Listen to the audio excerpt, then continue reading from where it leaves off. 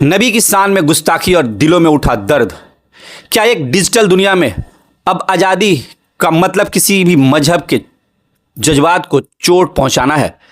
कोलकाता की एक लड़की शर्मिस्ता ने हाल ही में सोशल मीडिया पर प्रॉफेट मोहम्मद के खिलाफ कुछ ऐसे ही अल्फाज का इस्तेमाल किया जो न सिर्फ नफरत फैलाते हैं बल्कि करोड़ों दिलों को चुभने वाले हैं। इस गुस्ताखी के बाद कोलकाता के कई हिस्सों में लोगों ने अपना गुस्सा जाहिर किया। एफआईआर दर्ज हुए और शर्मिस्ता की गिरफ्तारी की मांग तेज हो गई। कोलकाता के जकरिया स्ट्रीट में कारी अमर फाउंडेशन के डायरेक्टर जैद अनवर की रहनुमाई में एक पब्लिक मीटिंग का आयोजन किया गया, जहां जैद अनवर ने जोरदार अंदाज में कहा, हम नबी की शान में कोई भी गुस्ताखी बर्दाश्त नहीं कर सकते। आजकल कुछ लोग सस्ती शोहरत के लिए मजहबी जज्बात के से खेल रहे हैं, लेकिन ये बर्दाश्त से बाहर है। उन्होंने पुलिस और प्रशासन पर भी सवाल उठाए। क्या कानून सबके लिए बराबर है? जब जज्बात को ठेस पहुंचते हैं तो कानून इतना सुस्त क्यों हो जाता है? इस इवेंट में कांग्रेस लीडर साइना जावेद, एडवोकेट मोहम्मद आरिफ, पत्रकार रजा अंसारी और कई समाज सेवी भी अपनी बातें रखी और एक आवाज में कहा, जो भी रसूल की गुस्ताखी करे उस पर सख्त से सख्त कार्रवाई हो।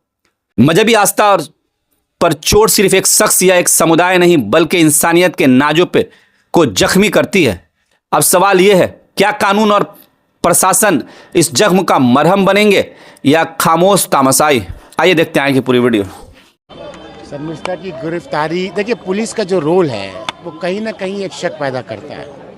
आज हम रास्ते पे आए हैं, अगर कानून और पुलिस अपनी काम कर लेती तो हम ये मंच नहीं लगाते, अपनी बात डेमोक्रेटिक वे से यहाँ नहीं बोलते।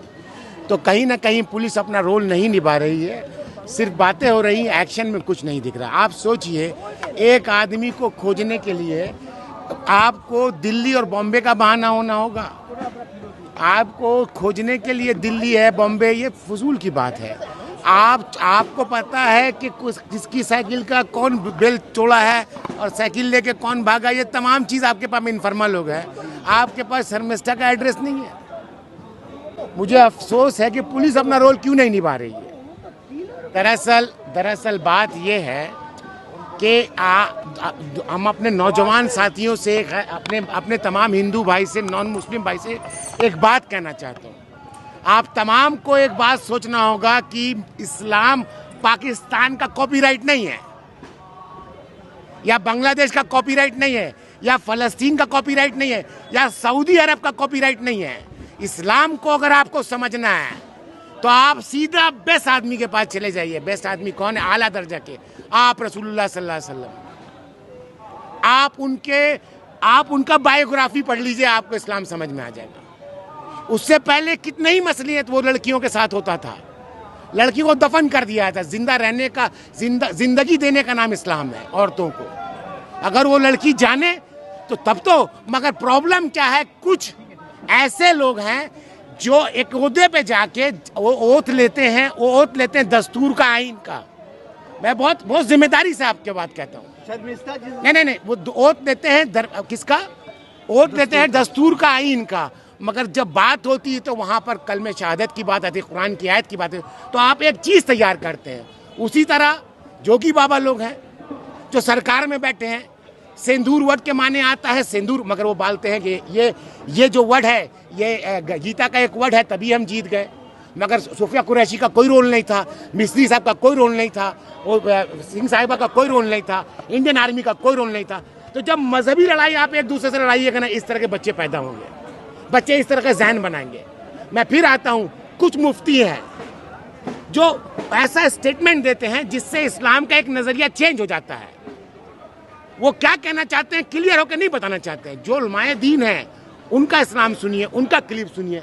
आप लोग कुछ पर्टिकुलर, वो तमाम लोग उसी तरह से अपने आप को फेमस करने के लिए ये तमाम मिसगाइड होता है और आपके जहन में एक चीज़ तैयार हो जाता है। तो ये छोटी छोटी जिम्मेदारियाँ समाज में सब जगह है।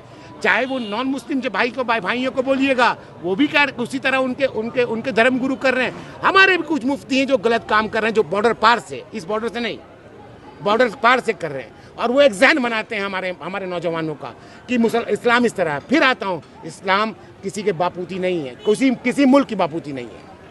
इस्लाम को समझना है, आप हमारे सहाबा इकराम को पढ़िए। आप इस्लाम को समझना है, अगर सबसे टॉप को पढ़ना है तो आप रसूलुल्लाह सल्लल्लाहु अलैहि वसल्लम को पढ़िए, उनको जानिए, उनकी ज़िंदगी क्या है। और कुरान को माने के साथ पढ़िए तो आपको समझ में आ जाएगा टोटल फलसफा। सर क्या लगता है यहाँ पर प्रोग्राम किया है, अगर सरकार यहाँ की आप लोग का आवाज़ नहीं सुनते तो फर्दर एक्शन आप लोग इसके बाद क्या है? मैं चाहता हूँ महबूब साहब बोले कुछ बोलिए। महबूब साहब जी, हम लोगों ने देखा है, अब अपने चैनल के माध्यम से हो या